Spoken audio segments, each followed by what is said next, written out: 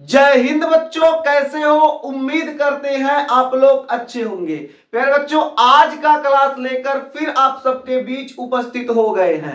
आज के क्लास में हम लोग अध्ययन करने वाले हैं बीजों का अंकुरण। यानी हम लोग देखते हैं जो बीज होता है वो ऐसे पड़ा रहता है, कुछ समय बाद जब बारिश का मौसम आता है तो उसमें से एक छोटा सा नन्हा सा पौधा अकुआ के निकल जाता है।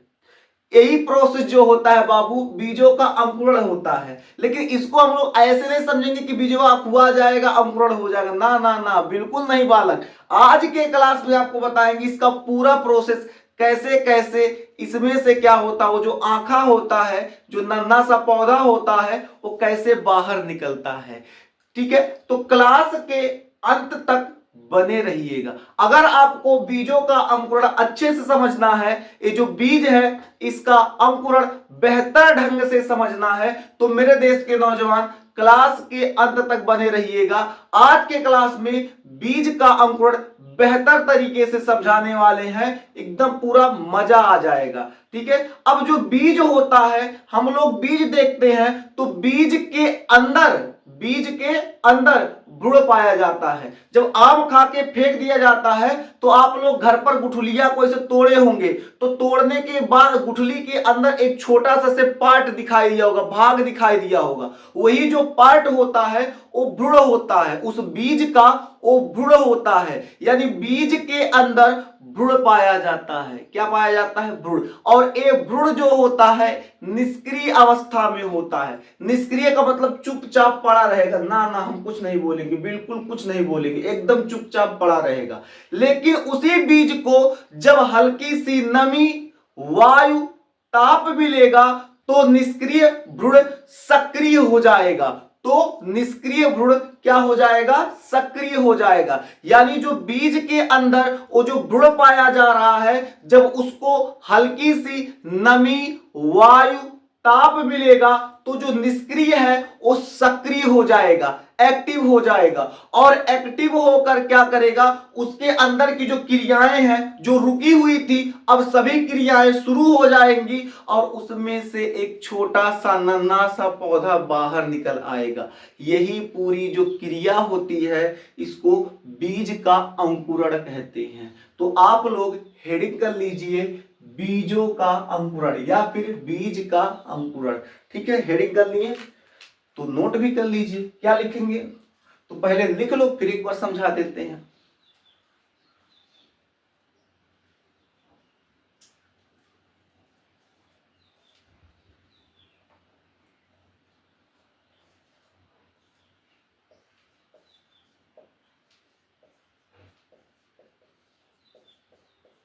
बीज में उपस्थित भ्रूण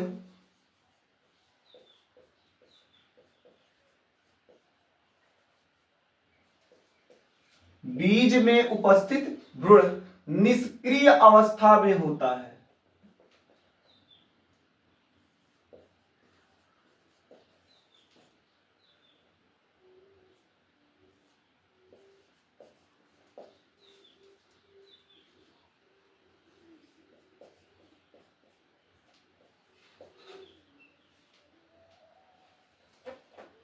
निष्क्रिय अवस्था में होता है,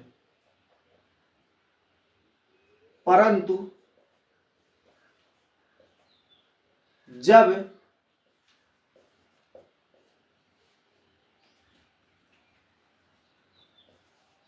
इस भ्रूण के संपर्क में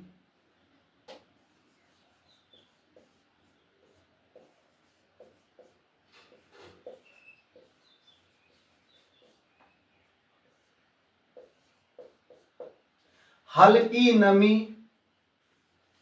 या फिर हल्का नमी लिख लो, हल्का नमी, वायु तथा ताप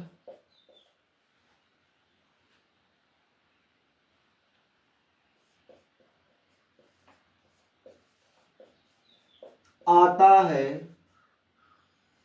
तो निष्क्रिय भ्रूण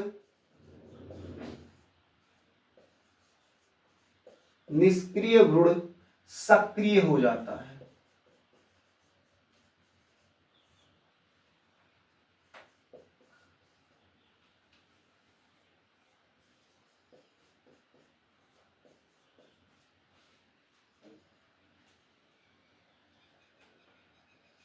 सक्रिय हो जाता है।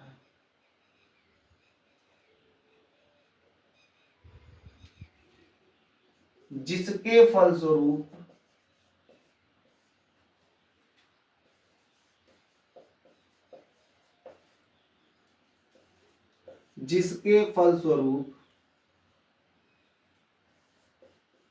एक नया पौधा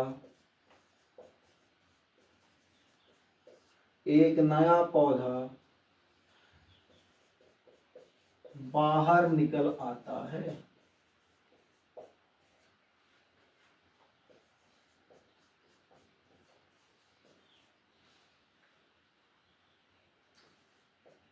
इस क्रिया को या यह प्रक्रिया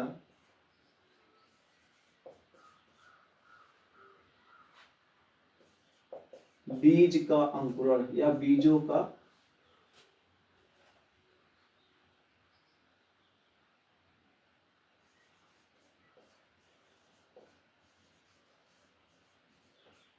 का अंकुरण कहते हैं।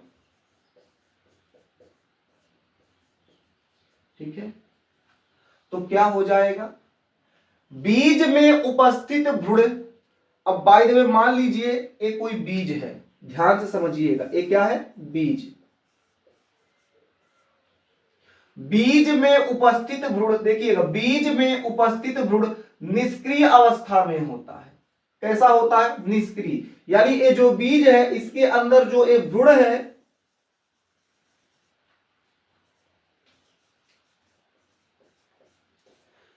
इस बीज के अंदर जो भ्रूण है वो निष्क्रिय अवस्था में होगा। कैसा होगा, निष्क्रिय, चुपचाप, कोई मतलब नहीं, चुपचाप मालिक एकदम बैठे हैं, कोई मतलब नहीं, ये निष्क्रिय अवस्था में होगा।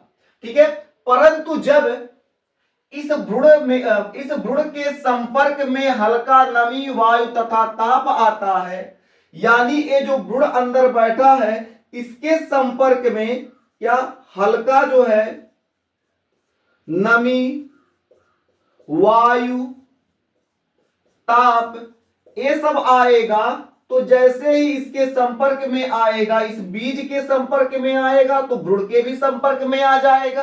तो जैसे ही इस भ्रूण के संपर्क में नमी, वायु, ताप, ये सब हल्की मात्रा में, बहुत अधिक मात्रा में नहीं, हल्की मात्रा में इसके संपर्क में आएगा, तो ये जो निष्क्रिय भ्रूण होता है, निष्क्रिय भ्रूण, वो क्या हो जाएगा, सक्रिय हो जाता है। तो ये जो निष्क्रिय भ्रूण इसमें पड़ा हुआ था ये एक्टिव हो जाएगा। एकदम मजा आ गया, एकदम पूरा हमको जो हमको चाहिए था वो हमको मिलने लगा। तो ये जो भ्रूण होगा वो एक्टिव हो जाएगा, यानी सक्रिय हो जाएगा, जिसके फलस्वरूप एक नन्हा पौधा बाहर निकल आता है।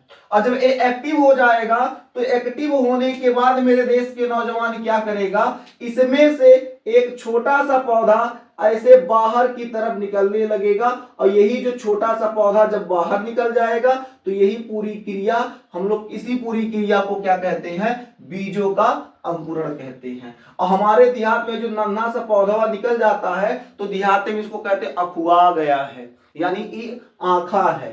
ठीक है, इसी आंखा को हम लोग क्या कहते हैं, विज्ञान की भाषा में अंकुरण कहते हैं। बात समझ में आ गया।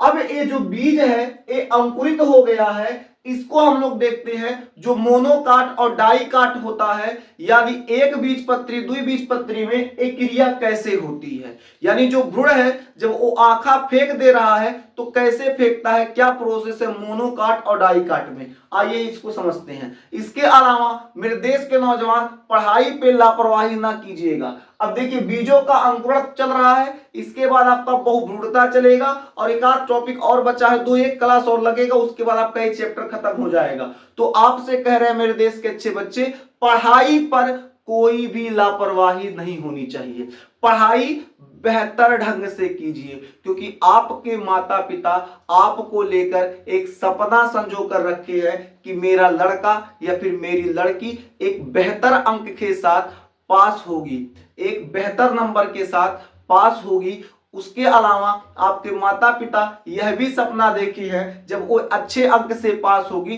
तो कुछ हमारे लिए बेहतर करेगी या फिर बेहतर करेगा। तो कहने का मतलब है अपने माता पिता के सपनों को टूटने ना दीजिएगा मेरे देश के अच्छे बच्चे, उसको बना के रखिएगा। वो व्यक्ति एक एक रुपया इकट्ठा करके ला के आपको पढ़ा रहा है, कहीं से भी पेट काट कर मजदूरी करके वो आपको एक एक रुपया जोड़ के आपके कॉपी किताब की व्यवस्था कर रहा है, तो आपका भी दायित्व बनता है कि आप बेहतर तरीके से पढ़ें, पढ़ाई में कोई भी लापरवाही न करें।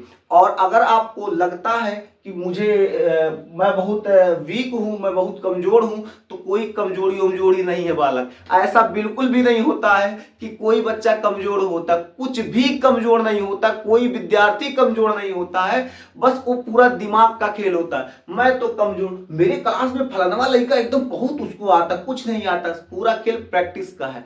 वो घर पे ज्यादा ज्यादा प्रैक्टिस करता है, वो रिवीजन करता है, पढ़ाई करता है, और आप बैट गेंदा लेके गांव के बाग में पहुंच जाते हो और वहीं जाके क्रिकेट क्रिकेट खेलते हो। तो अब जो प्रैक्टिस घर पे कर रहा है, जो रिवीजन कर रहा है, जो पढ़ाई कर रहा है, वो आपसे तो बेहतर हो ही जाएगा। इसीलिए मेरे देश के अच्छे बच्चे पढ़ाई पर विशेष तौर पर ध्यान दीजिएगा, पढ़ाई में लापरवाही नहीं। जो भी आपको पढ़ाया जाए यहां पर या फिर आपके विद्यालय में, उसे पढ़ने के बाद, अध्ययन करने के बाद घर पे जाके रिवीजन करना बहुत जरूरी है। यदि आप रिवीजन नहीं करेंगे तो जो चीजें आपको अभी समझ में आई हैं वो चीजें कुछ समय उपरांत भूल जाएंगी। ठीक है, तो चलिए हम लोग अब आगे बढ़ते हैं।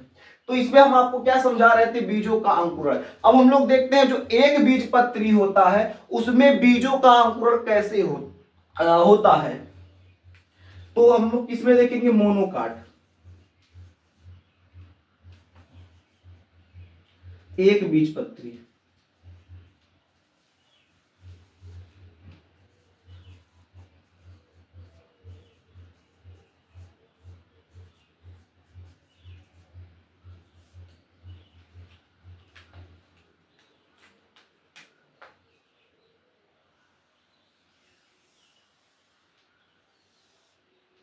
वाला भाग जो होता है बालक, ये आपका ए वाला पार्ट जो होता है ये मूलांकुर होता है,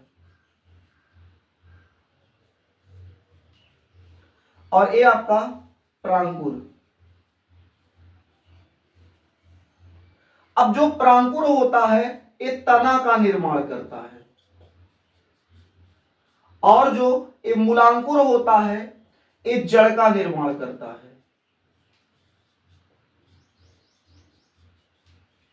किसका निर्माण करेगा, जड़।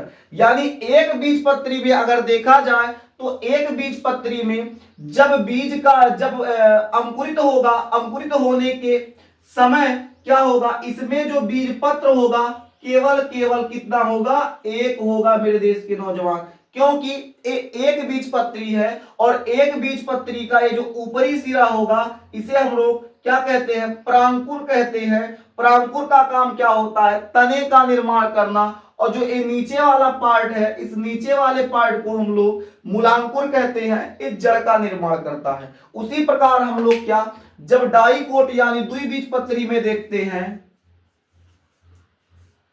द्विबीजपत्री, जब हम लोग द्विबीजपत्री की बात करते हैं तो इसमें हम लोग क्या देखेंगे मेरे देश के नौजवान, इसमें जो होता है ये जो बीज पत्र की संख्या होगी, ये पत्र जो होगा इसकी संख्या 2 होगी, क्योंकि द्विबीजपत्री की बात हो रही है। अब यहां देखते हैं, ये बना लेते हैं,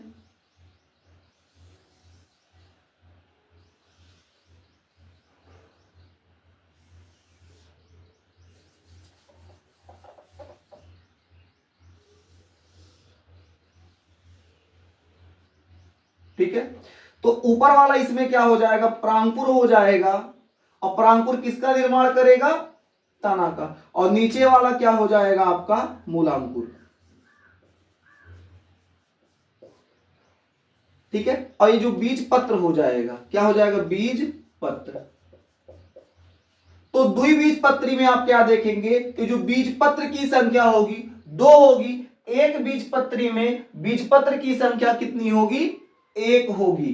ठीक है, तो अब ये जो आंक देखो, ये पौधे में ये जो ऊपर जैसे ये बढ़ेगा, जितना ज्यादा ये ऊपर बढ़ेगा, ये कौन? परांकुर। परांकुर जितना ज्यादा ऊपर बढ़ेगा उतना बड़ा, जैसे जैसे बढ़ता जाएगा तना का निर्माण बढ़िया से करता जाएगा। ये मूलांकुर नीचे जमीन के अंदर जाता जाएगा, जितना जाएगा उतना क्या होगा? जड़ की जो कलिकाएं होती है, अपस्थानिक कलिकाएं, उसको विकसित करता जाता है, यानी कंचा फेंकता जाएगा नीचे जमीन या अंदर हो। ठीक है, तो आपका ये हो जाएगा द्विबीजपत्री और ये आपका हो जाएगा एक बीजपत्री। इसको नोट कर लीजिए। फिर आपको हम पढ़ा देते हैं बहुभ्रूणता।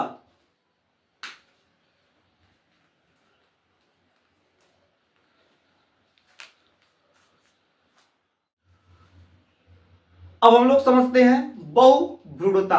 हेडिंग कर लीजिए बहुभ्रूणता।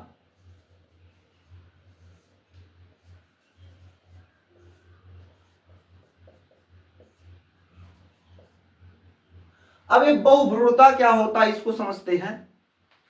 देखिए, एक बीजांड हो या फिर एक बीज हो, एक बीजांड हो या फिर एक बीज हो, और उसमें जो भ्रूण बन रहे हैं उनके बनने की जो संख्या हो एक से अधिक हो, मतलब ढेर सारा हो। यानी एक बीजांड में या एक बीज में एक से अधिक भ्रूण बन रहे हैं, ढेर सारे भ्रूण बन रहे हैं, उसी को बाबू हम लोग कहेंगे क्या? बहुभ्रूणता कहेंगे। मतलब एक बीजांड या बीज के अंदर एक से अधिक भ्रूण बनने की जो प्रक्रिया होगी, इसी प्रक्रिया यानी प्रोसेस को हम लोग बहुभ्रूणता कहेंगे। नोट कर लीजिए। तो क्या लिखेंगे? एक बीजांड या बीज में एक से अधिक, एक बीजांड या बीज में एक से अधिक भ्रूण बनने की क्रिया, बनने की क्रिया को बहुभ्रूणता कहते हैं।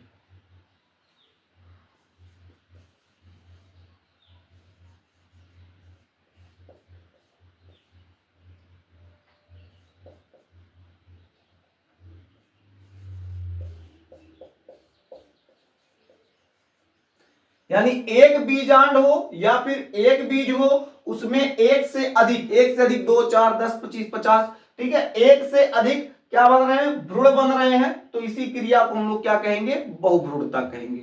अब जो बहुभ्रूणता होता है, इसको बनाने के लिए जिम्मेदार कौन होता है? तो युग्मनज। कौन जिम्मेदार होता है? युग्मनज। मान लेते एक कोई युग्मनज है। अब जो ए युग्मनज है, बहुत ध्यान से बारीकी से अच्छे से समझिएगा मेरे देश के नौजवान। ये जो युग्मनज है, इस युग्मनज को देखा जाए तो ये जो आपका युग्मनज है, इस युग्मनज में क्या होगा? चाहे ये दो भागों में बट जाएगा, युग्मनज चाहे ये दो भागों में बट जाएगा, तो क्या करेगा? दो भ्रूण का निर्माण कर देगा,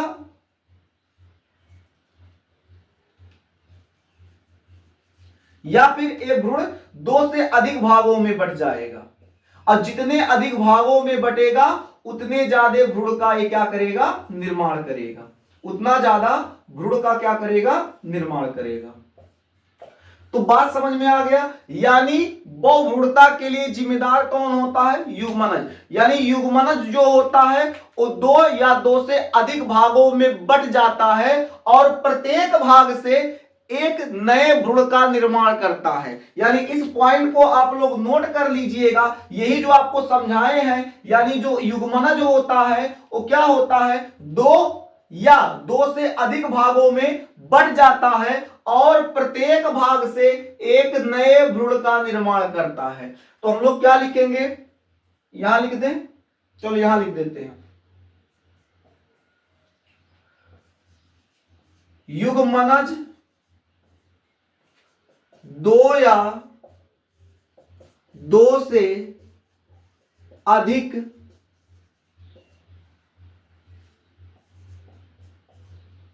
भागों में बट जाता है,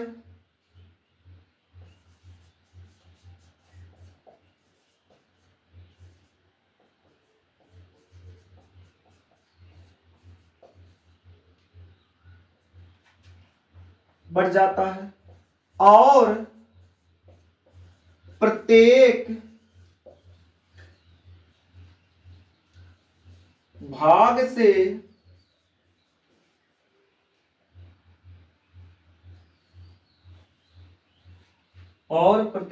से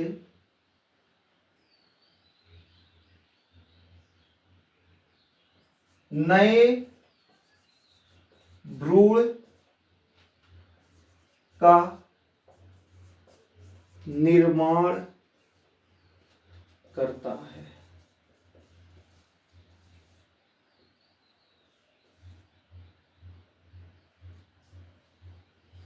अब उदाहरण इसका क्या हो जाएगा, तो उदाहरण के तौर पे लिख लीजिएगा निम्फिया। क्या उदाहरण लिख दें,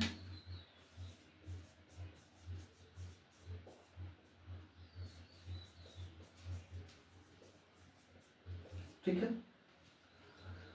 ये आपका हो गया बहुभ्रूणता, इसे नोट कर लीजिए। फिर मिलेंगे आपसे अगले क्लास में।